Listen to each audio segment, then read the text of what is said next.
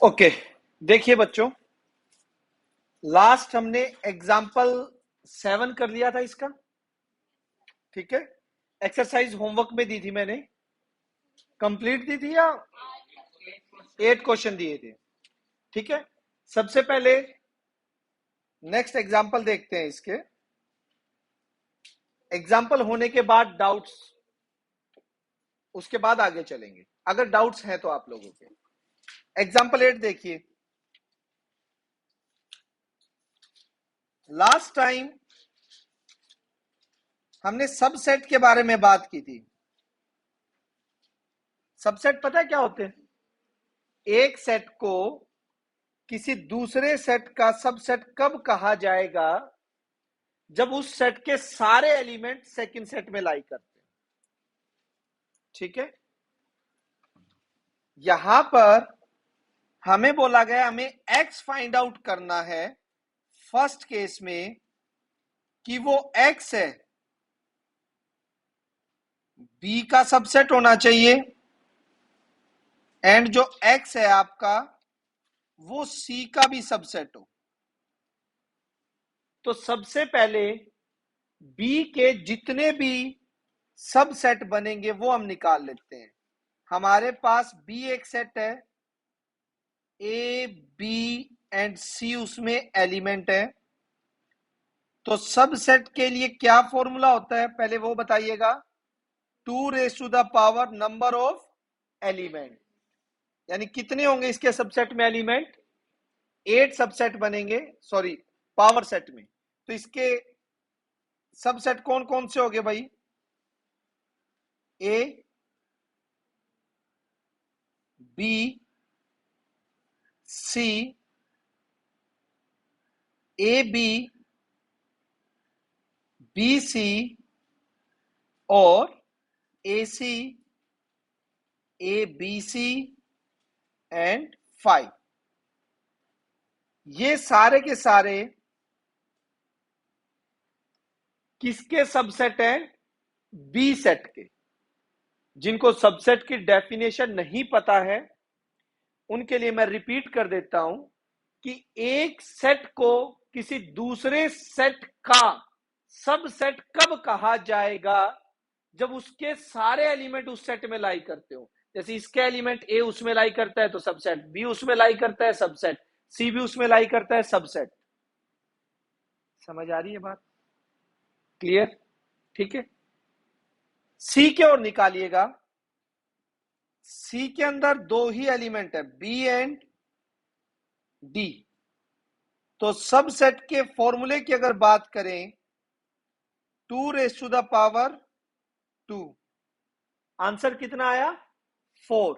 तो यानी इसके सबसेट कितने बनेंगे? 4। कौन कौन? B D 5 and B D. Yes और नो? हमें एक्स वो वैल्यू देनी है जो बी के भी सबसेट हो और सी के भी सबसेट हो। तो बताइए दोनों में कॉमन सबसेट कौन कौन से हैं? एक तो बी वाला और एक 5 हो गया, और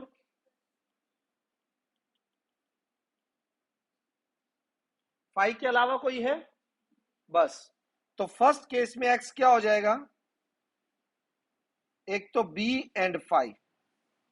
ये दो ही सेट ऐसे हैं जो बी के भी सबसेट एंड सी के भी सबसेट।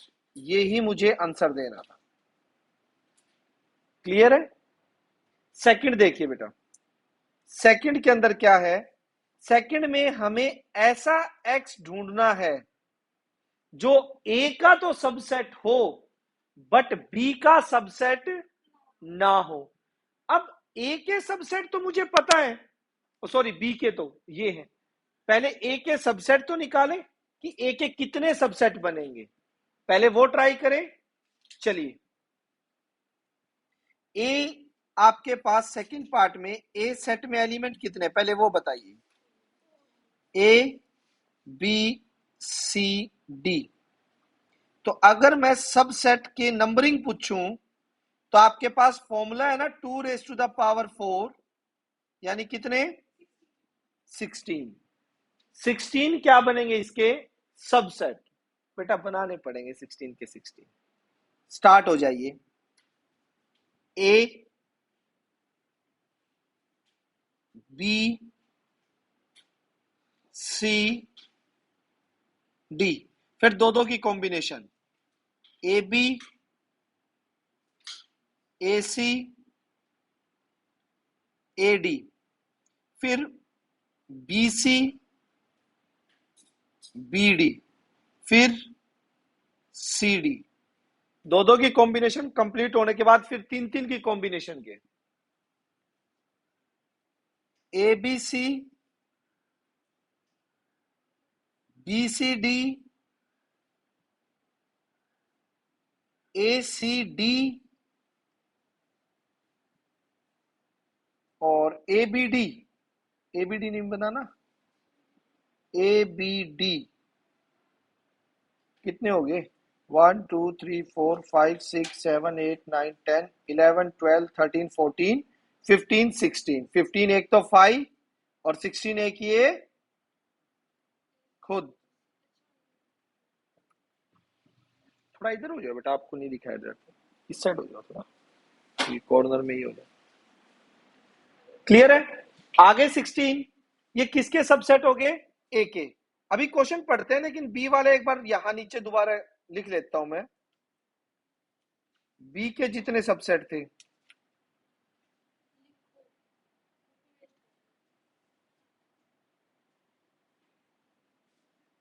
ये देखो, ये बी के हमसे पूछा क्या गया है, ऐसे एक्स जो ए के हैं बी के नहीं है, ए के हैं बट जो बी के सबसेट नहीं है। तो बताइए 3। हाँ सबसे पहले कौन आएगा D,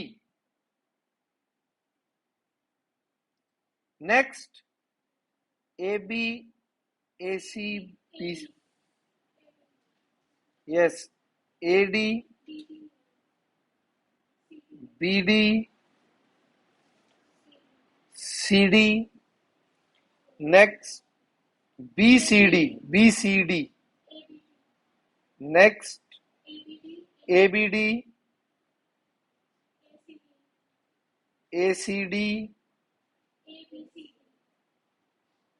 A B C D, जो ए के हैं और बी के नहीं। समझ आ गया बेटा कौन कौन से हो गया आपके? अगर इसमें देखिए तो हम डी वाला, A D B D C D, then B C D A C D A B D और ए बी सी डी। ये आंसर देना था सिंपल, जो ए के सबसेट है और बी के सबसेट नहीं। क्लियर? ठीक है, फर्स्ट सेकंड दोनों पार्ट हो गए। अब 9th वाला आ जाइए बेटा। 9th वाला इंपॉर्टेंट क्वेश्चन है, अच्छे से समझना पड़ेगा। ठीक,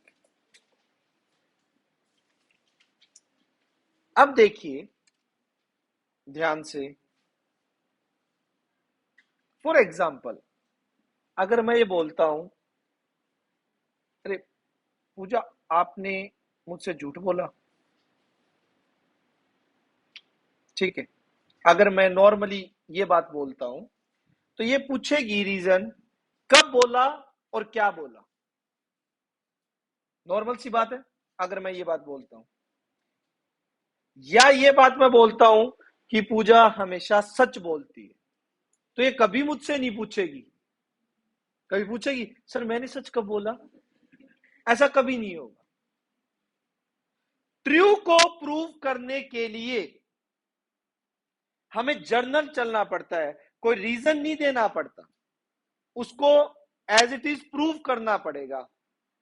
लेकिन कभी भी कोई चीज को झूठा दिखाना हो, फॉल्स प्रूव करना हो, उसी टाइम पूछ लेगा कि कब झूठ बोला, क्या झूठ बोला। मतलब हमें एक एग्जाम्पल रेडी रखना पड़ता है, एक सॉलिड एग्जाम्पल मेरे पास होना चाहिए जिससे वो चीज फॉल्स प्रूव हो जाए। समझ आ रही है बात? बिना एग्जाम्पल के हम कभी भी किसी भी चीज को मैथमेटिक्स में फॉल्स प्रूव नहीं कर सकते अगर आपके पास काउंटर एग्जाम्पल नहीं है उसी टाइम। ठीक है कि ये चीज होगी, ये देखो इस दिन, या ये एलिमेंट है, ये नहीं जा रहा। और जर्नल प्रूफ करने के लिए, ट्रू प्रूफ करने के लिए हमें जर्नल मेथड से चलना पड़ता है। उसमें कोई 2-3 एग्जाम्पल से काम नहीं, क्योंकि जर्नल तो हो गया ना कि ये कभी झूठ नहीं बोलती, मतलब जब से ये पैदा हुई और जब तक ये, हाँ, तब तक ये हमेशा सच बोल लेगी। वो तो एक जर्नल प्रूफ हो गया ना पूरी लाइफ के लिए, यानी सभी एलिमेंट्स के लिए, जितने भी एलिमेंट्स है सभी के लिए जर्नल प्रूफ हो गया। लेकिन अगर झूठ दिखाना है तो एक दिन सिर्फ एक एग्जाम्पल ऐसा दिखा दो जब इसने झूठ बोला हो, क्या प्रूफ हो जाएगा? ये आया समझ? बड़े पर्सनल एक्सपीरियंस से बोल रहे हो बेटा। गुड। बस यहां देखिए सॉल्यूशन।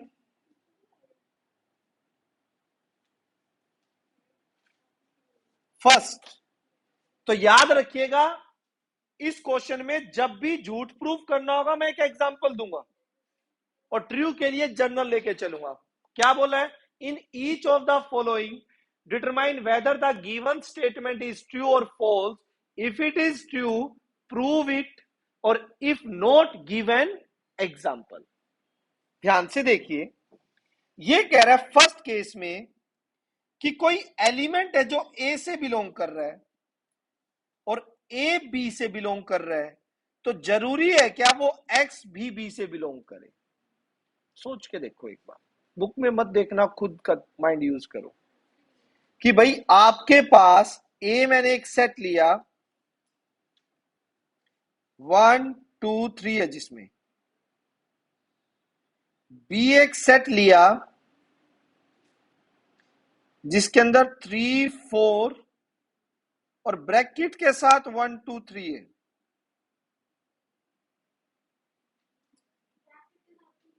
क्योंकि मुझे ऐसा एग्जांपल लेना कि एक्स ए से लाई करे और ए बी से बिलोंग करे। अगर आप 1 को देखो, 1 ए में बिलोंग कर रहा है and A as it is belong कर रहा है बी से, नहीं कर रहा? अरे कर रहा है। ए यू का यू ब्रैकेट के साथ बी के अंदर है। बिलोंग का क्या मतलब होता है? 1 तो मैंने ए के लिए बोला है। कंडीशन देखो ना, क्वेश्चन की कंडीशन देखो। कोई एक एलिमेंट है जो सेट ए में जा रहा है, कोई एक एलिमेंट है 1 जो सेट ए में जा रहा है। ए पूरा का पूरा सेट बी में बिलोंग कर रहा है। ए पूरा का पूरा सेट बी के लिए एज एन एलिमेंट है। क्या जरूरी है? ये तो कह रहा है कि उस एलिमेंट को फिर बी में जाना ही जाना पड़ेगा। क्या ऐसा जरूरी है क्या? 1 के लिए, 2 के लिए, 3 के लिए, तीनों के लिए अलग से देख लो। 1 ए में जा रहा है, ए बी में जा रहा है, बट 1 बी में नहीं जा रहा। कौन सा? फिर तो जा रहा था, लेकिन वही बात ना, अगर मुझे किसी को फॉल्स प्रूव करना है तो मैं वो सारे एग्जाम्पल दूंगा कि जब इसने सच बोला था, या वो एक एग्जाम्पल ढूंढ के लेके आऊंगा जो इसको झूठा साबित करेगा। बताओ, जो इसको फॉल्स प्रूव करेगा वो एग्जाम्पल ढूंढूंगा ना। ऐसे तो हजारों मिल जाएंगे जिसमें सिचुएशन ट्रू होगी, लेकिन ये कह रहा है ये हमेशा ही ट्रू होगी। तो मैं कहां चलूंगा? सबसे पहले ये देखने की, क्या पता ये ना ट्रू हो। तो मैंने एक एग्जाम्पल लिया सिंपल सा, ए को इसमें बिलोंग करवाया और बी में मैंने 1 2 एज इट इज नहीं डाले, जिससे वो एलिमेंट बी में लाई नहीं कर रहा है। तो सिचुएशन क्या होगी? ये फॉल्स। बट आप देख लेना, x not belongs to, sorry 1 1 not belongs to B से बिलोंग नहीं कर रहा है। तो ये कैसी सिचुएशन हो जाएगी? फॉल्स। यही लिख देना पहले ही, और फिर एक एग्जांपल दे दिया आपने। If not give an example, उसने एग्जांपल पूछा है, अगर फॉल्स नहीं है तो। सेकंड, फॉल्स है तो एग्जांपल देना आपने। ट्रू हो रहा है, अगर कोई चीज ट्रू है तो वो सभी के लिए ट्रू होनी चाहिए, एक भी केस ऐसा नहीं मिलना चाहिए जिसमें फॉल्स हो जाए, ट्रू तभी होगी। एक भी केस ऐसा मिल गया ना जब वो फॉल्स होगी तो उसे फॉल्स को कहेंगे, ट्रू में काउंट नहीं करेंगे। ठीक है, ये तो सभी एक्स के लिए बोल रहा है ना, सभी के लिए कहां प्रूव हुआ। ठीक है, जनरल सभी, ये तो कह रहा है जब जब कोई भी एलिमेंट ए में जाएगा और ए बी में बिलोंग करेगा तब तब एक्स हमेशा बी से बिलोंग करेगा। हमेशा तो ऐसा नहीं है, आप देखो, यस और नो। ठीक है, अब देखिए बेटा सेकंड वाला, सेकंड वाला खुद नॉर्मली सोचो, पहले इसको देखना जरा भाई। ए बी का सबसेट, ए के सारे एलिमेंट किसमें, बी के सारे एलिमेंट किसमें, तो क्या ए वाले सीधे सी में नहीं चले जाएंगे भाई? ए के सारे एलिमेंट बी में, बी के सारे सी में, तो ए के भी सारे किस में चले गए, सीधी सी बात है। ये तो ये कहानी होगी ना। सेकंड क्या, किस में, बी में अगर कोई किससे अलग एलिमेंट हो, ए में 2 3 4 है, रुक जा मैं ये चीज लिख लेता हूं, ए में है 2 3 4, नेक्स्ट बोल, बी में 1 2 3 4 है, ठीक है बोल, आ जाएगा, तो वही कह रहा हूं, ए बी का होना चाहिए और बी सी का होना चाहिए, देन कह रहे हैं ए सी का सबसेट होगा, बिल्कुल ट्रू है। ठीक है, और इसको जनरल प्रूव करेंगे। देखिए ध्यान से कैसे दिखाएंगे कि मैं कोई एलिमेंट लेकर चला, लेट एक्स बिलोंग्स टू ए, मैं जर्नल एलिमेंट लेके चला हूं कि एक्स कहां से बिलोंग कर रहा है, ए में होगा, ये यू सिचुएशन होगी ना यार, यहां देखो आप। ठीक है, अब ये सेट हो गया सी,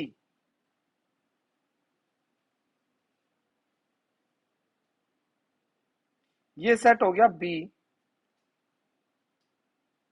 और ये सेट हो गया ए, ये सिचुएशन है। ए के सारे एलिमेंट किस में है, बी में, बी के सारे किस में है, सी में, तो ए ऑटोमेटिकली सी के अंदर नहीं आ गए उसके सारे एलिमेंट, है ना, तो वो केस है। तो लिखना कैसे है जनरल में वो देखिए, एक्स बिलोंग कर रहा है ए में, कोई एलिमेंट है, एंड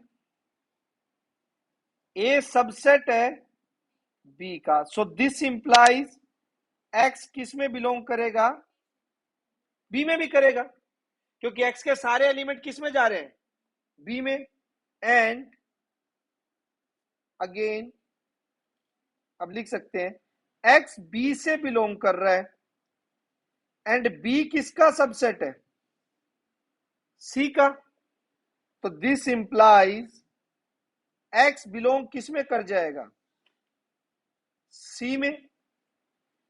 ठीक है, गिवन कंडीशन के अकॉर्डिंग एक्स किस में बिलोंग कर गया, सी में।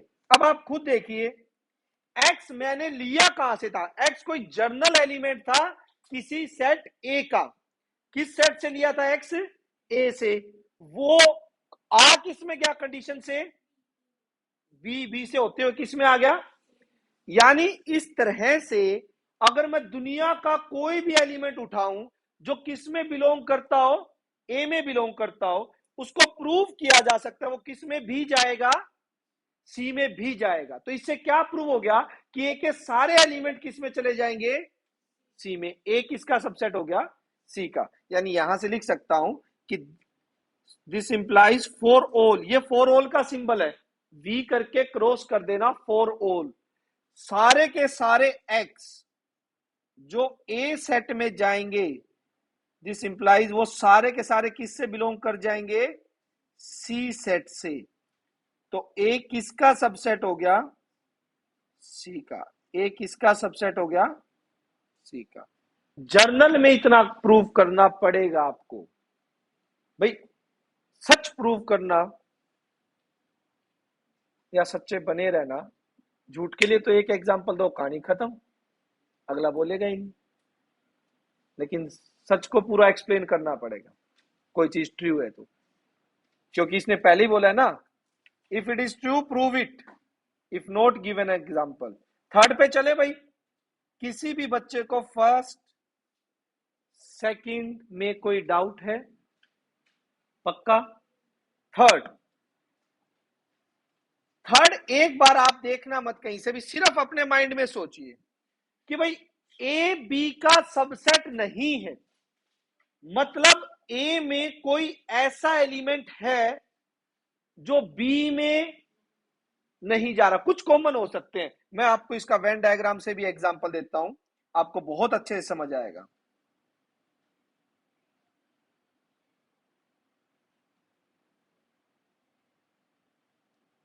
आपके पास ए बी का सबसेट नहीं है,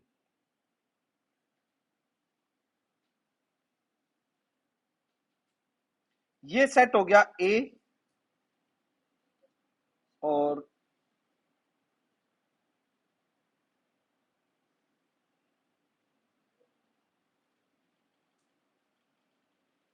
ये सेट हो गया बी, ठीक है, यानी कि ये बी, ए बी का सबसेट नहीं है, ए के सारे एलिमेंट बी में नहीं है।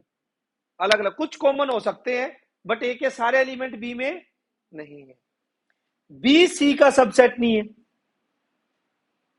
बी किसका सबसेट नहीं है? तो मैं एक ऐसी सिचुएशन बना रहा हूं, जरा देखिएगा ध्यान से।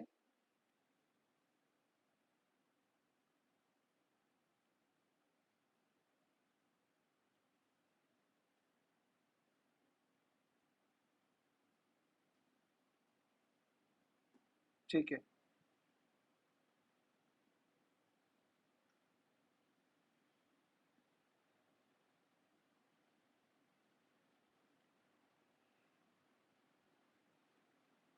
ए यहां आ गया, ठीक है।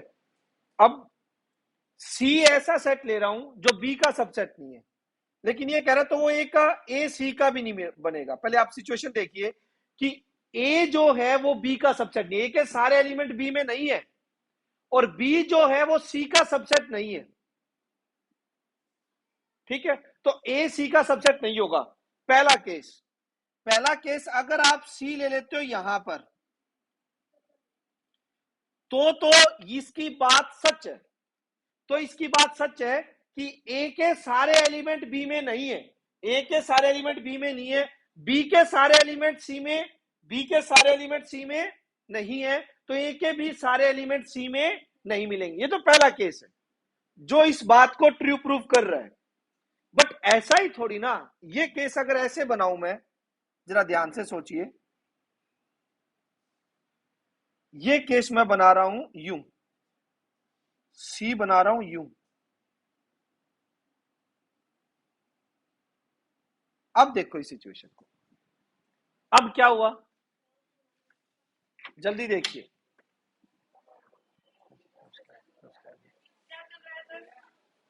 मैम एक बार तो मेरी रिकॉर्डिंग चल रही है और लेक्चर मैम 7 बजे खत्म होगा, या तो आप फोन पे बात कर दीजिएगा आराम से, ठीक है। वो थोड़ा सा उसमें डिस्टर्ब। हाँ जी, एक बच्चे को 15 दिन भेजना, मुझे 9th क्लास में है, वो सिस्टर का है, वो है तब तक मैं फोन पे आपसे बात कर दूंगा आपसे। बस इसमें क्या लग रहा है आपको, बताइए बताइए। अगर ये चीज हो जाए, सी ऐसा हो, तो ए के सारे एलिमेंट, ए बी का सबसेट नहीं है, क्लियर है। बी सी का सबसेट नहीं है, क्योंकि बी के सारे एलिमेंट सी में नहीं है ना। लेकिन ए तो किसका सबसेट आ गया, ए के सारे एलिमेंट तो हो सकता है सी में आ जाए। तो अगर एक केस में भी फॉल्स प्रूव होता है तो वो क्या होगा, फॉल्स होगा। अब मुझे ऐसा ही बस एक एग्जांपल बना के देना है, करूं स्टार्ट? समझ आ गया? चलिए थर्ड वाला देखिएगा केस,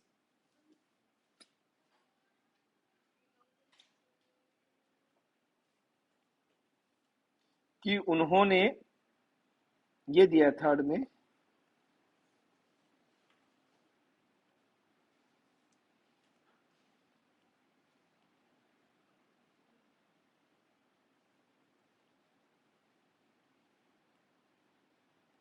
तो इसको लिख देंगे फॉल्स। अपनी तरफ से कोई भी एग्जांपल बनाइए। ए सेट लीजिए 1 2, बी सेट लीजिए 2 3 4 ले लो, और सी सेट लीजिए 1 2 3 5 6। ठीक है, अपनी तरफ से कुछ भी मान लीजिए। अब यहां से देखिए, so this implies A B का सबसेट नहीं है, क्योंकि 1 बी में लाई नहीं कर रहा।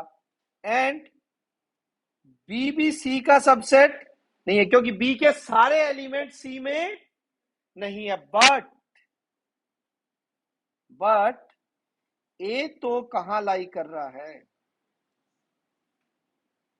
ए तो सी का सबसेट है। आगे ना, ए के सारे एलिमेंट तो सी में लाई कर रहे हैं। तो समझ आया नहीं आया बेटा? पक्का क्लियर हो गया? कोई डाउट? बस इसको एक बार मैं ये फिगर इसी के सामने कॉपी कर दूं ना।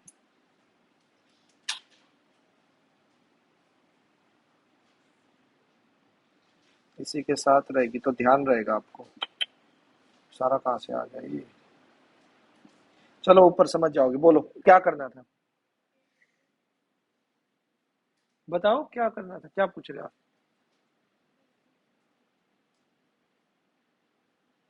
हम्म,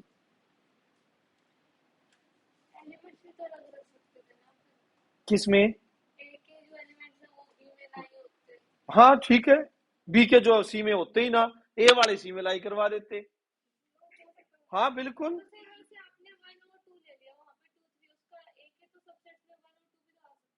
किसमें? हाँ, गलत प्रूफ करना कैसे भी एग्जांपल दो, कोई दिक्कत नहीं, हो जाएगा। ठीक है, ओके। फोर्थ वाला देखिए बेटा, ये ध्यान से देखिएगा। एक्स कोई ए में बिलोंग कर रहा है और ए बी का सबसेट नहीं है, तो क्या? ये तो सिंपल सी बात है कि भाई जितने भी एक्स एलिमेंट ए में जा रहे हैं, क्या वो सारे बी में जाएंगे? अगर ए बी का सबसेट नहीं है तो कम से कम एक एलिमेंट तो ऐसा जरूर बचेगा जो बी में नहीं जाएगा। क्योंकि अगर जितने सारे एक्स ए में है वो सारे अगर बी में चले गए तो ए बी का सबसेट ही हो जाएगा। सबसेट से वो क्या कर रहा है? मना कर रहा है कि सबसेट है नहीं। यस और नो? पक्का? ठंड लग रही है बेटा?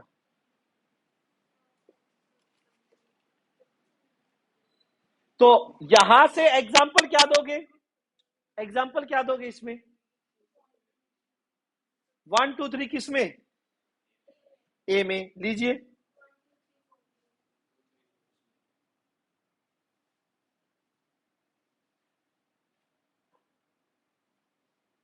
पहले तो फॉल्स या ट्रू? फटाफट इसका एग्जाम्पल लेकर आंसर बताइएगा।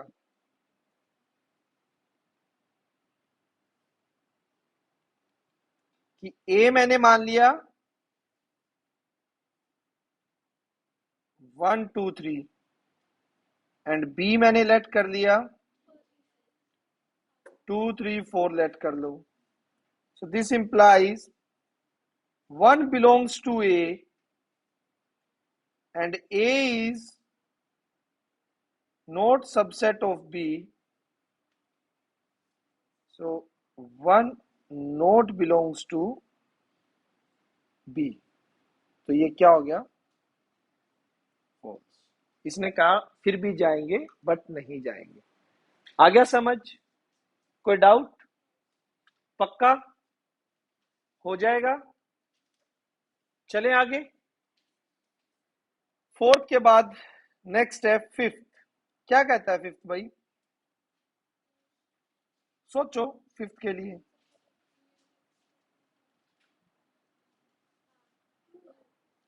ट्रू है पक्का?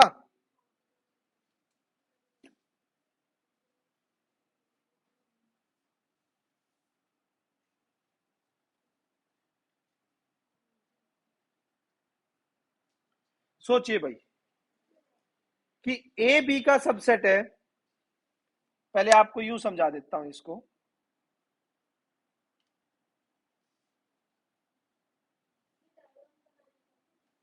डायग्राम अगली एक्सरसाइज डायग्राम की आ रही है, इस एक्सरसाइज में नहीं बनाने, बट समझ में अच्छे से आता है वेन डायग्राम से, इसलिए मैं बना रहा हूं इसमें। अब देखो यहां पर ए जो है वो बी का सबसेट है, पूरा बी के अंदर लाई कर रहा है। अब अगर कोई एलिमेंट बी में ही नहीं है तो ए में हो सकता है क्या वो? मतलब ही नहीं। तो क्या हो गया, ये ट्रू हो गया ना?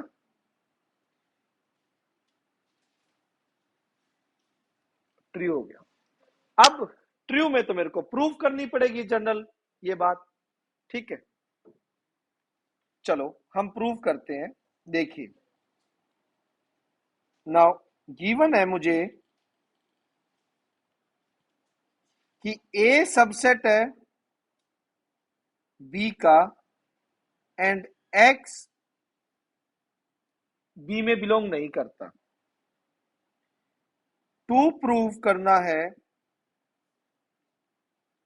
कि एक्स ए में भी बिलोंग नहीं करेगा। तो एक बात बताइए, let if possible, let if possible X belongs to A. मान लेते हैं भाई अगर पॉसिबल हो कि एक्स ए से बिलोंग करता है, एक्स ए से बिलोंग करता है, लेट इफ पॉसिबल, तो नाउ एक्स ए में बिलोंग कर गया एंड ए बी का क्या है, सबसेट है।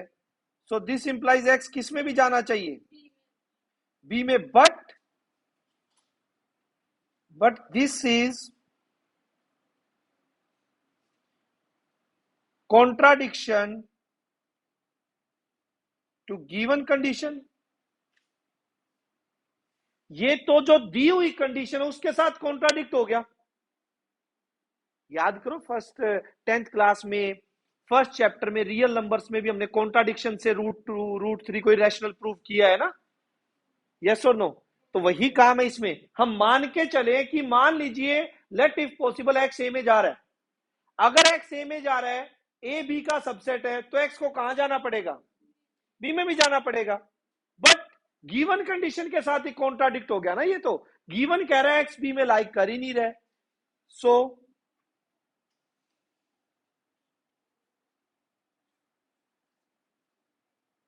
Our assumption is wrong, x not belongs to a, hence proved। लीजिए समझ आई कहानी? हो जाएगा यहां तक? चले आगे बेटा। ठीक है 10 नोट हो गया था ना?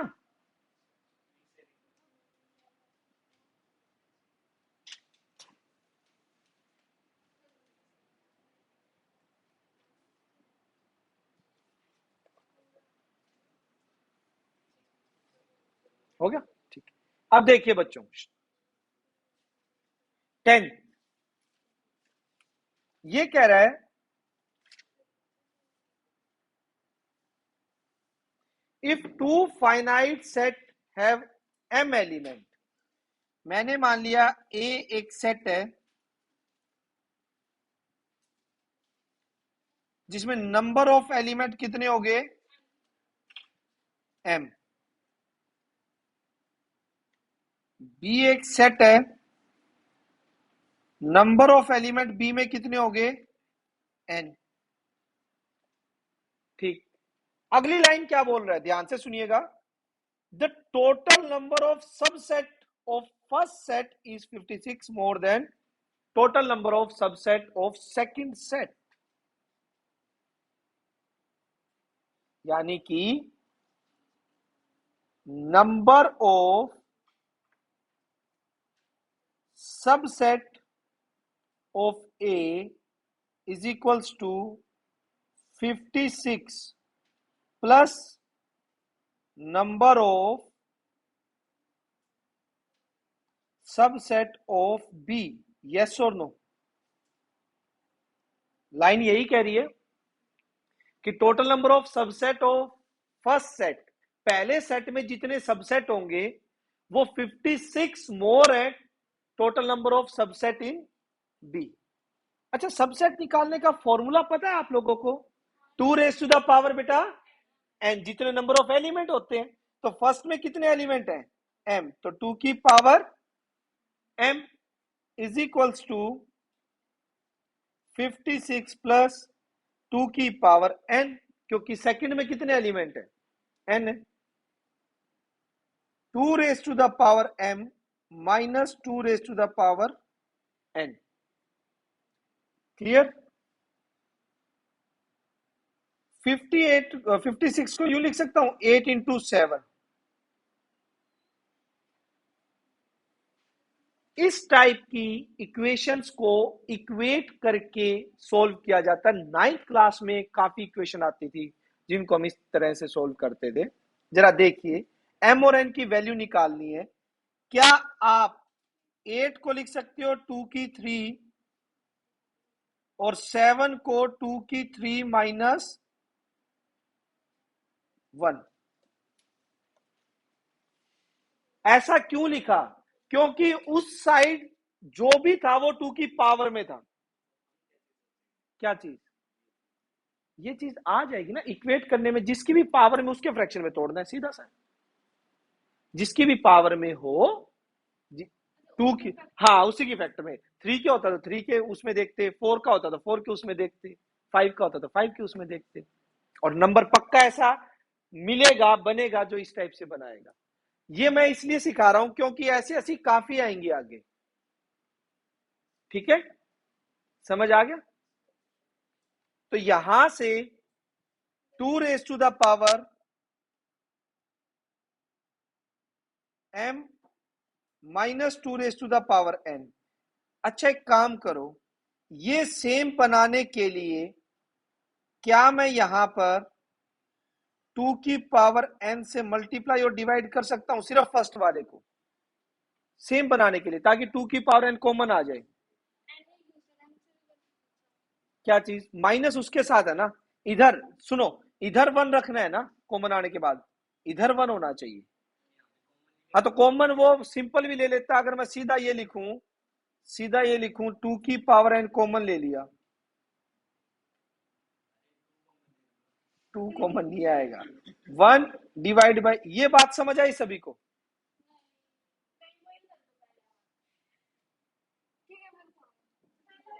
ठीक है, कोई नहीं. एक बार जिसको समझना है वो बता देना. एक बार देख लीजिए मैंने क्या किया. 2 की पावर n से मल्टीप्लाई और डिवाइड सिर्फ इस टर्म को.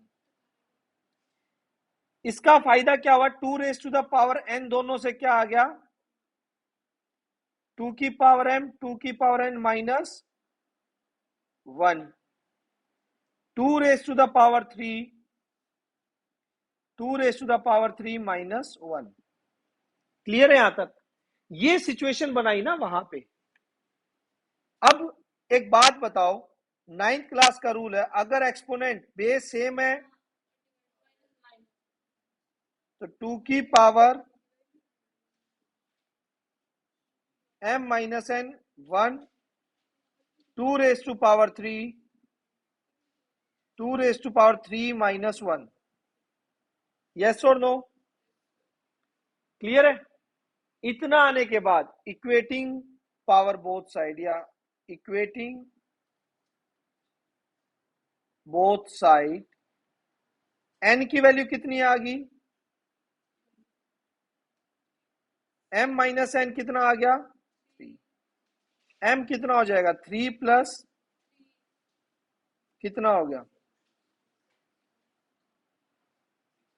यानी पहले सेट में कितने मेंबर हो गए और सेकंड में?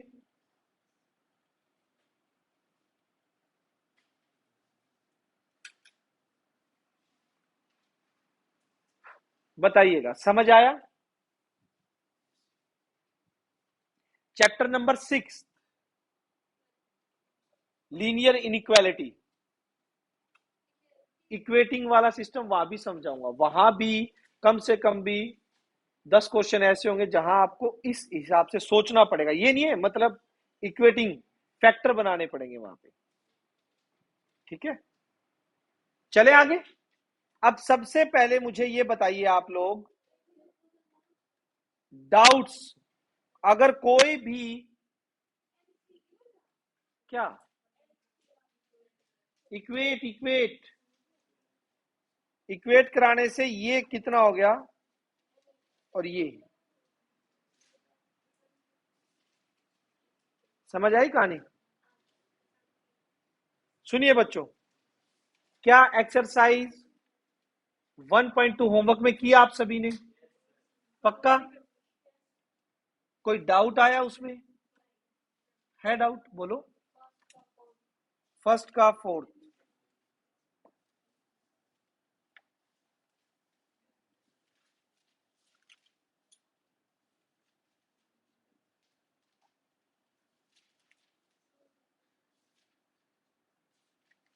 देखिए भाई, फर्स्ट का फोर्थ पार्ट कौन सा? ये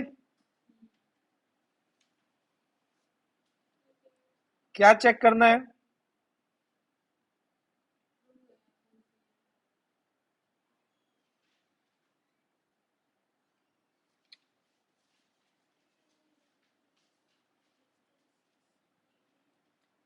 इस सेट में रोस्टर फॉर्म में लिखो, x is an even natural number less than 8, 2, 4, 6। ठीक है, subset x is a natural number which divides 64, 1, 2, 4, 8, 16, क्या था? 6 तो नहीं है इसमें, तो ये तो आपका और भी मिलेंगे, और 60, 32, 64 खुद, ये इसका प्रॉपर सबसेट नहीं दे रखा है। तो ये क्या है? आपने क्या गलती कर दी थी इसमें?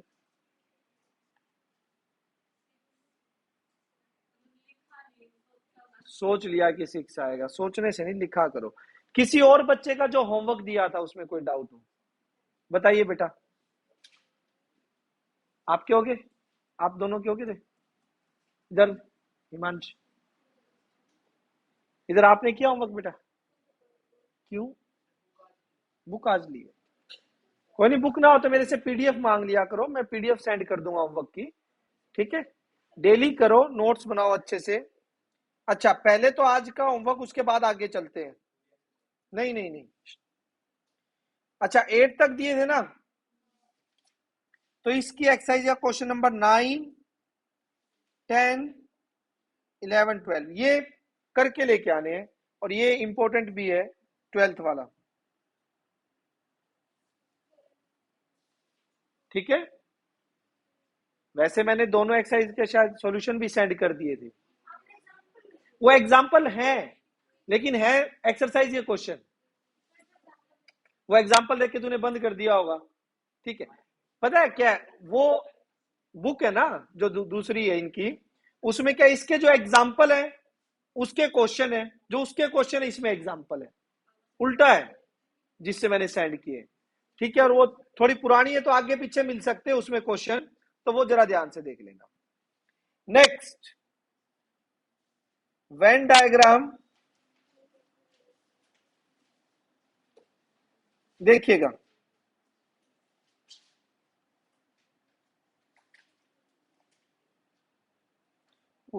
चलो इन्हीं पे बात करते हैं अभी।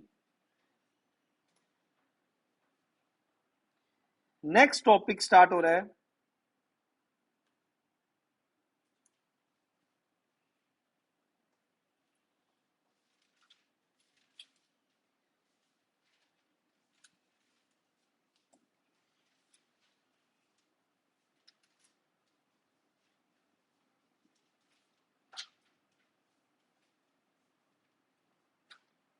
Exercise 1.3 Venn diagram. इसके बारे में हम पहले जिक्र कर चुके हैं कि वेन डायग्राम सेट को रिप्रेजेंट करने के लिए होते हैं।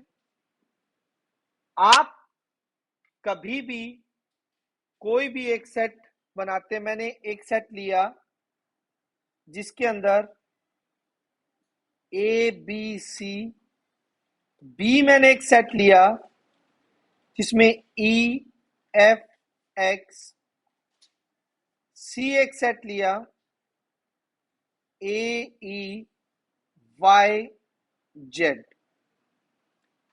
और इनका यूनिवर्सल सेट माना जिसमें एलिमेंट है ए टू जेड। यूनिवर्सल पढ़ चुके हैं ना, इनसे रिलेटेड जो भी सबसे बड़ा सेट होगा वो क्या बोला जाएगा, यूनिवर्सल सेट। तो इसमें देखिएगा आप,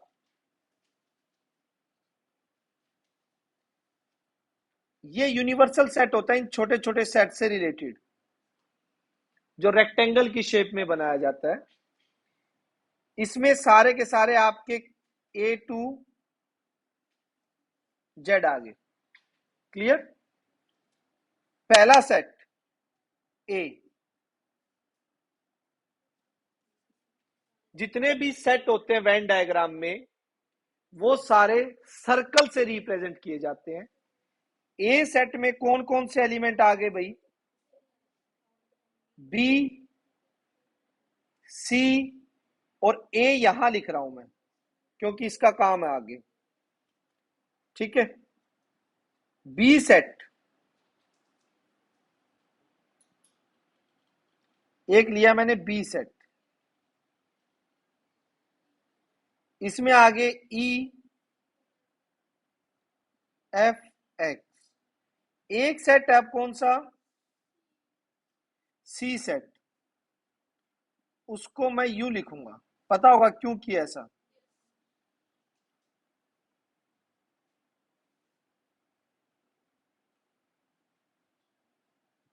ये आपका सी सेट है जिसमें ये तो है ही है, साथ में सी में एक्स्ट्रा क्या, वाई जेड। ध्यान से देखिए, बी और सी में कुछ भी कॉमन नहीं है, लेकिन ए का सी के साथ भी कुछ पोर्शन कॉमन है, एक एलिमेंट का हो चाहे, और सी और बी का भी कुछ पोर्शन कॉमन है, चाहे एक ही एलिमेंट क्यों ना हो। ई हो गया। ठीक है, ये वेन डायग्राम की रिप्रेजेंटेशन। अब आप कहोगे सर बाकी एलिमेंट कहां गए, ए बी सी, उसके बाद डी जो रह गया वो बाहर आएगा, E F G H I जे के एल एम एन, ये सारे के सारे सारे बाहर आउटर एरिया में आएंगे। क्या लिखने नहीं, ये सिर्फ समझा रहा हूं, अभी तो आपको वेन डायग्राम की एक रिप्रेजेंटेशन दे रहा हूं कि किस तरह से बनाते हैं वेन डायग्राम, कि सर्कल से हर सेट को रिप्रेजेंट किया जाता है। अगर दो सेट में कुछ कॉमन पोर्शन है तो उनको यूं रिप्रेजेंट किया जाएगा जैसे ए, और कुछ नहीं है तो जैसे ए और बी अलग अलग लिख दिए, वो सेट के अंदर वो एलिमेंट आ गए। यूनिवर्सल सेट में तो वो होंगे ही होंगे। ठीक है, अभी मैं कुछ एक वेन डायग्राम बनाता हूं जिनके बारे में हम पढ़ चुके हैं, उसके बाद इस एक्सरसाइज में ऑपरेशन भी स्टार्ट होंगे, उनके साथ वेन डायग्राम है। ए सबसेट है बी का, इसका वेन डायग्राम कैसे बनेगा आप बहुत अच्छे से जानते हैं।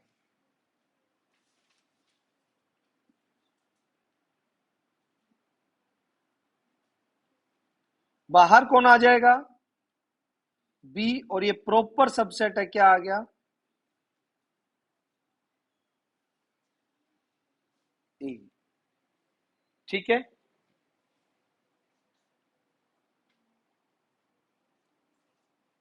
ए आपका सबसेट नहीं है बी का,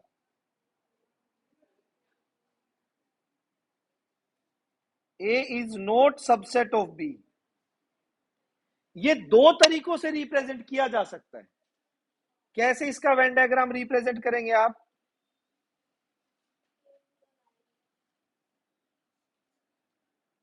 कैसे भाई? एक तो ये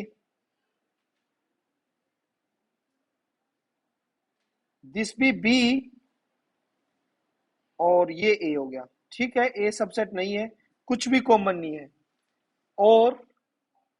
और कैसे रिप्रेजेंट हो सकता है ये? यस, कुछ हो जाए, ये आपका बी हो गया और ये ए। अब बी सबसेट तो नहीं है, यस और नो? किसी में भी ए बी का सबसेट तो नहीं है ना? सबसेट के लिए तो सारे एलिमेंट आने चाहिए, जैसे फर्स्ट केस में हो गया। क्लियर है? कोई डाउट यहां तक? ठीक है, मैं बुक नहीं लेके आज, मेरी एक बुक मिलेगी।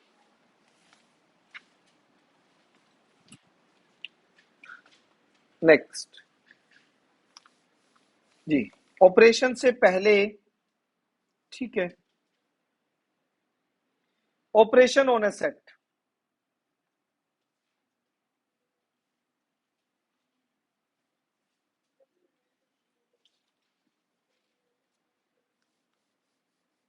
देखिएगा,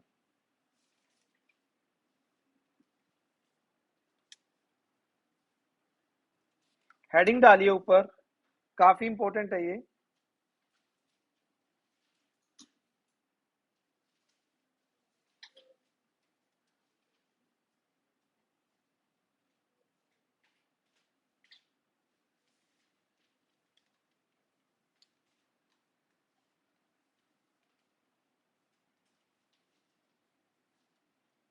जैसे नॉर्मल नंबर्स पे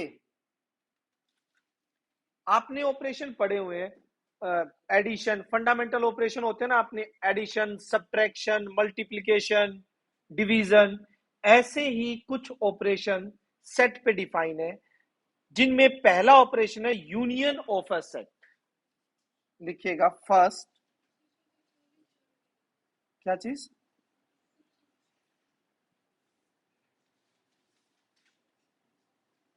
फर्स्ट ऑपरेशन है, लिखिए,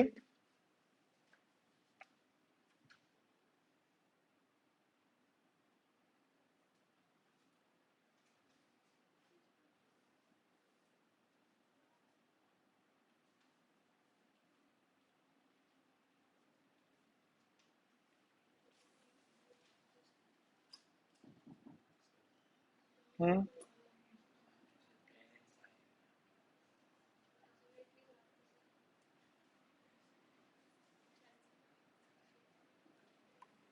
बोल देता हूं मैं 5 मिनट।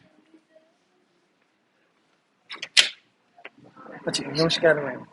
मैम 2 मिनट, तो बस अभी फ्री कर। क्या? बस आवाज नहीं। यूनियन ऑफ अ सेट, देखिएगा, दो सेट की यूनियन होती क्या है, समझा देता हूं, डिटेल में एक्सप्लेन में हम कल करेंगे। आपके पास कल का लेक्चर बहुत इंपॉर्टेंट होने वाला है, तो कल कोई भी अगर ऑफ करने के इरादे से है, वो इरादा बदल दे, ठीक है?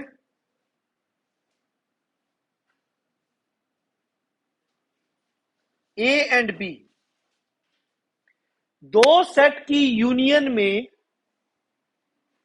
टोटल एलिमेंट ए के आते हैं, जितने भी ए सेट में है सारे एलिमेंट लिखे जाएंगे, जितने भी बी सेट में वो भी सारे लिखे जाएंगे। लेकिन जो अगर दोनों में कुछ कॉमन है, अगर दोनों में कुछ कॉमन है, तो वो सिर्फ एक बार लिखा जाएगा, रिपीटिशन सेट में अलाउड नहीं है। अगर मैं कहूं ए सेट में 1 2 3 है, बी सेट में 3 4 5 है, तो यूनियन का सिंबल होता है यू, ए यूनियन बी उल्टा सी होता है।